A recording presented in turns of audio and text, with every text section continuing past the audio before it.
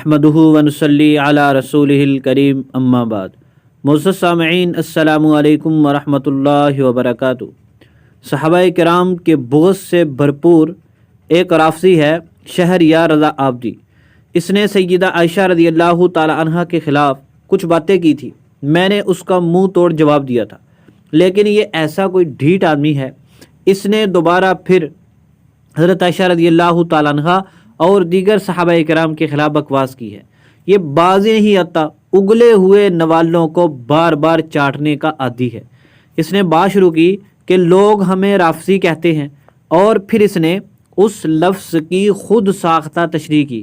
سنیے ذرا کیا کہتا ہے کہ روافض کے جو جمع ہے رافضی کی، تو یاد رکھیں سے مراد یہ ہوتی ہے جن لوگوں نے ان لوگوں کے جو اہل بیت کے مقابلے میں آئے ان کے دامن کو چھوڑ دیا۔ یہ ہمارے لیے فخر کی بات ہے کہ جو لوگ بھی اہل بیت کے مقابلے میں آئے ہم نے ان کے دامن کو چھوڑ دیا۔ ہمیں رافضی کہا جاتا ہے اس وجہ سے کہ ہم نے اہل بیت کے مقابل آنے والوں کو چھوڑ دیا، حالانکہ یہ اس کی تعریف بالکل جھوٹی ہے۔ ان کو کوئی نہیں کہتا کہ تمہیں رافضی اس لیے کہا جاتا ہے کہ تم نے اہل بیت کے مقابلے میں آنے والوں کو چھوڑا، یہ اس کی جھوٹی تعریف ہے۔ یہ ایسے ہی ہے جیسے کوئی قادیانی کہے کہ لوگ ہمیں احمدی کہتے ہیں، اور ہمارے لیے اپنے آپ کو احمدی کہنا فخر کی بات ہے، کیونکہ ہم احمد صلی اللہ علیہ وسلم کو مانتے ہیں، حالانکہ ہم قادیانیوں کو احمدی حضرت محمد صلی اللہ علیہ وسلم کی وجہ سے نہیں کہتے، بلکہ مرزا غلام قادیانی کی وجہ سے کہتے ہیں۔ تو جس طرح ان کے پادری اپنی عوام کو کہانیاں سنا کر قریب کرتے ہیں، مطمئن کرتے ہیں، اسی طرح رافضی لوگ اس لفظ سے جان چھڑانے کے لیے کہتے ہیں کہ اس کا معنی ہے چھوڑنا، اور ہمیں بھی اس لیے رافضی کہا جاتا ہے کہ ہم نے بھی اہل بیت کے مقابلے میں آنے والوں کو چھوڑا، حالانکہ یہ تعریف تو اس کی بالکل باطل ہے، ہم اس وجہ سے ان کو رافضی کہتے نہیں ہیں۔ اور دوسری بات یہ کہتا ہے کہ اگر رافضی اس کو کہتے ہیں جو صحابہ کرام کی توہین کرے، تو پھر تو حضرت خالد نے، معاویہ نے، حضرت عائشہ نے، ان پر اس نے بہتان باندھے کہ انہوں نے بھی صحابہ کرام کی توہین کی۔ اس کا جواب تو انشاءاللہ بعد میں دوں گا، پہلے یہ ساتھ یہ بھی کہتا ہے کہ ایک روایت بنائی ہوئی ہے کہ ان رافضی جمعے جہاں ملے ان کو قتل کر دو، یہ جھوٹی روایت ہے۔ لیکن یاد رکھیں یہ جو اگلا جملہ کہا جاتا ہے کہ رافضیوں کو قتل کر دو، اور یہ روایت ایک جھوٹی بنا کے رسول اللہ کی جانب پیش کی جاتی ہے، تو یہاں پہ ہم کہیں گے کبھی آپ دقت کریں کہ رافضی وہ ہیں کہ جو اصحاب کی توہین کریں گے، تو اصحاب کی توہین تو سب سے پہلے خود اصحاب نے کی۔ حالانکہ جو روایت آتی ہے وہ حضرت فاطمہ بنت محمد رضی اللہ تعالی عنہا وصلی اللہ علیہ وآلہ وسلم سے مروی ہے کہ نبی پاک صلی اللہ علیہ وسلم نے سیدنا علی رضی اللہ تعالیٰ عنہ کی طرف دیکھا اور فرمایا کہ یہ جنتی ہے، لیکن اس کے گروہ میں سے، یعنی اس کی طرف نسبت کرنے والے کچھ ایسے لوگ آئیں گے جو نام تو اسلام کا لیں گے لیکن یرفضونہ، وہ لوگ اسلام کو چھوڑ چکے ہوں گے، اور ان کی نشانی کیا ہے کہ لوگ ان کو رافضی کہیں گے، لوگ ان کو رافضہ کہیں گے۔ فرمایا کہ جہاں ایسے لوگ ملیں ان کو قتل کر دو، کیونکہ یہ مشرک لوگ ہیں۔ اس روایت کے تمام راوی ثقہ ہیں۔ اس پر شبہ پیش کیا جاتا ہے کہ حضرت زینب بنت علی رضی اللہ تعالیٰ عنہ کی ملاقات یا سما حضرت فاطمہ رضی اللہ تعالیٰ عنہ سے ثابت نہیں ہے۔ اگر یہ تسلیم کر بھی لیا جائے تب بھی کوئی اشکال نہیں، تب بھی یہ روایت مرسل بنے گی، اور مرسل روایت عند الجمہور حجت ہے۔ اور دوسری بات یہ ہے کہ اہل بیت کا گھرانہ ایک علمی گھرانہ ہے، ان کی اس طرح کی مرسل روایات کو بھی متصل کا درجہ دیا جاتا ہے، جس طرح کے علامہ ابن رجب حنبلی رحمۃ اللہ علیہ نے حضرت عبداللہ بن مسعود رضی اللہ تعالیٰ کے بیٹے ابو عبیدہ کے متعلق لکھا ہے۔ اور تیسری بات یہ ہے کہ اس روایت کی یہی ایک سند نہیں ہے، بلکہ یہ روایت حضرت ابن عباس رضی اللہ تعالیٰ عنہ سے بھی مروی ہے، اور اس کا مفہوم بھی یہی ہے کہ ایک قوم ہوگی جو نام تو اسلام کا لے گی لیکن وہ اسلام کو چھوڑ چکے ہوں گے، ایسے لوگوں کو قتل کر دو کیونکہ یہ مشرک لوگ ہوں گے، اور اس کے راویوں کی بھی توثیق کی گئی ہے۔ اچھا، اب اس روایت پر غور کریں، اس سے کیا معلوم ہوتا ہے؟ اس سے پہلی بات یہ معلوم ہوئی کہ وہ لوگ اپنی نسبت حضرت علی رضی اللہ تعالیٰ کی طرف کریں گے، یہ لوگ بالکل اپنی نسبت حضرت علی رضی اللہ تعالیٰ کی طرف کرتے ہیں، اور ان کا نسبت کرنا ایسے ہی ہے جیسے مرزائیوں کا اپنے آپ کو اسلام کی طرف منسوب کرنا۔ اور دوسری بات اس سے یہ معلوم ہوئی کہ وہ لوگ نام تو اسلام کا لیں گے لیکن اسلام کو چھوڑ چکے ہوں گے. یہ لوگ نام تو اسلام کا لیتے ہیں لیکن ان لوگوں کا اسلام کے ساتھ ذرا بھی تعلق نہیں ہے. جس طرح قادیانی قرآن کا نام لیتے ہیں، حدیث کا نام لیتے ہیں، در حقیقت ان کا قرآن اور حدیث کے ساتھ کوئی تعلق نہیں ہے. اسی طرح رافضیوں کا اسلام کے ساتھ کوئی تعلق نہیں ہے، بلکہ یہ اسلام سے اتنا ہی دور ہے جتنی دوری مشرق اور مغرب کی ایک دوسرے کے درمیان ہے. اور پھر کیا کہا کہ ان کا نام رافضی رکھا جائے گا، ان کو رافضی کہا جائے گا، انہی لوگوں کو رافضی کہا جاتا ہے. اور آگے فرمایا کہ ان لوگوں کو قتل کر دو کیونکہ یہ مشرک لوگ ہیں. اس میں کوئی شک نہیں ہے کہ یہ مشرک ہیں. یہ اہل بیت اطہار کو رب کائنات کے مقابلے میں کھڑا کرتے ہیں. آپ جا کر غضنفر عباد تونسوی، آصف رضا علوی اور دوسروں کی ویڈیو سن لو. پھر اب یہ لوگ پھنس جاتے ہیں، کہتے ہیں ان کے ساتھ ہمارا تعلق نہیں ہے، یہ تو نصیری لوگ ہیں. ان جاہلوں کو یہ نہیں پتا کہ وہ جو باتیں کرتے ہیں وہ انہی کی کتابوں سے پھر حوالہ جات بھی پیش کرتے ہیں ان کے خلاف.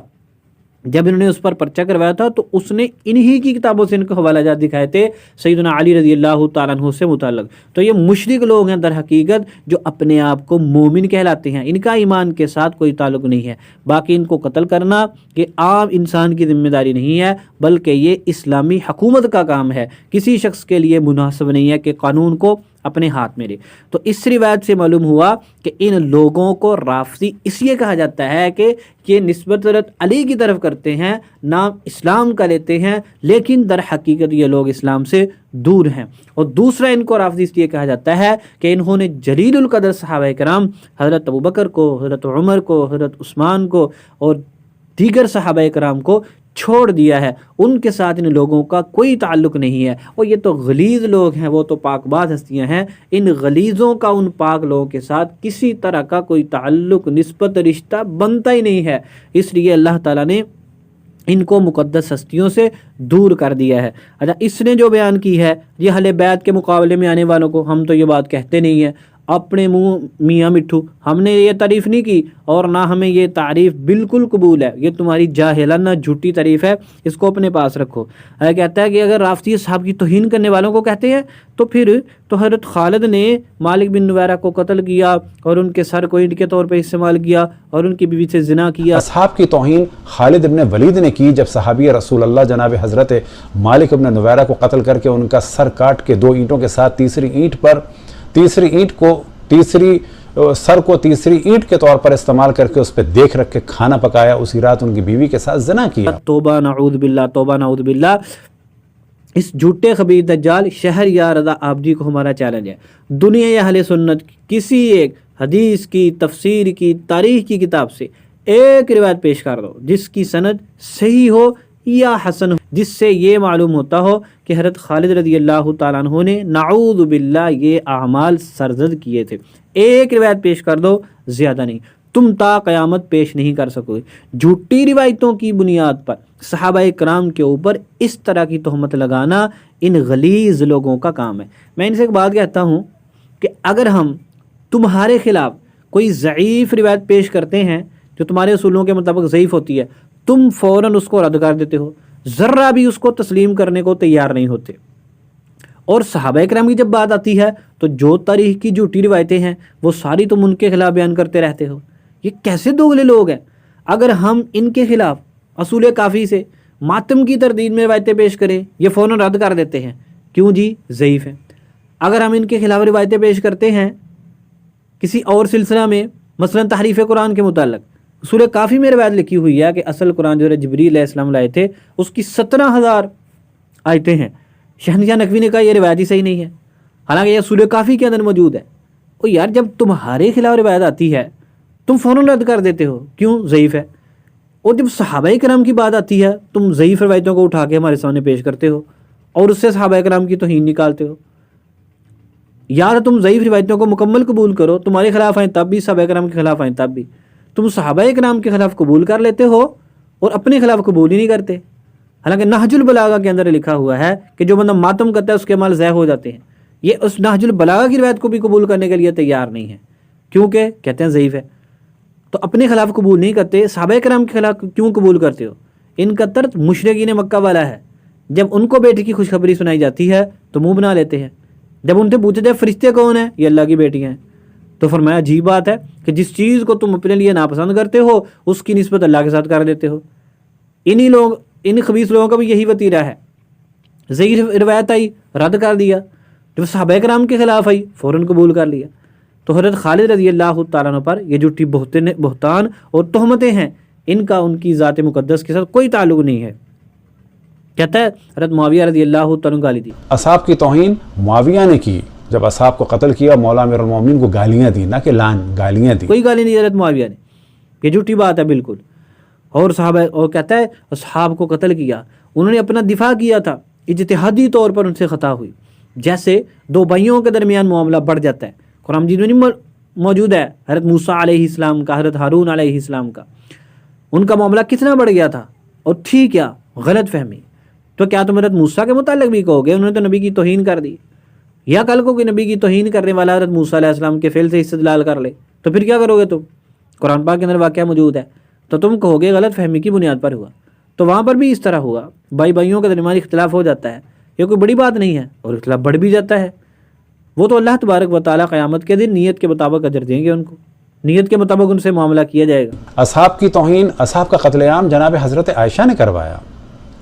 انہوں نے حضرت علی سے جنگ کی، انہوں نے جناب عثمان کو قتل کے لیے کہا، اقتلوا ناصل فقد کفرا، اس یہودی کو ناصل کو قتل کر دو، یہ کافر ہو گیا ہے۔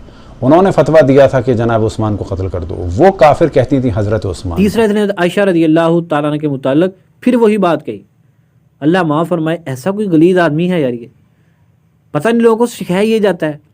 مسلمانوں کی ماں حضور پاک صلی اللہ علیہ وسلم کی بیوی حضرت عائشہ رضی اللہ تعالیٰ عنہ، جن کا اتنا مقام و مرتبہ ہے، ان پر کیسی تہمتیں کرتے ہیں کہ انہوں نے حضرت عثمان کے کفر کا فتویٰ دیا، انہوں نے حضرت عثمان کو قتل کرنے کا فتویٰ دیا۔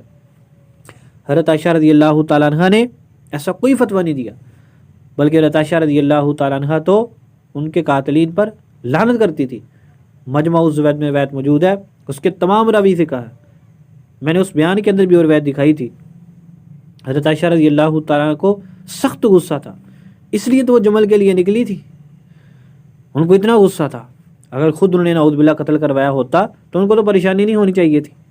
تو تم ایسے غلیظ آدمی ہو، حضرت عثمان کے قتل کا الزام بھی حضرت عائشہ رضی اللہ تعالیٰ پر دھرتے ہو، عبداللہ بن سبا کو کچھ نہیں کہتے جو تمہارا اصل باپ ہے، مالک اشتر کو کچھ نہیں کہتے جس نے حضرت صفیہ رضی اللہ تعالیٰ عنہ مسلمانوں کی ماں کی توہین کی تھی، کھانا نہیں وہاں پر پہنچانے دیا تھا۔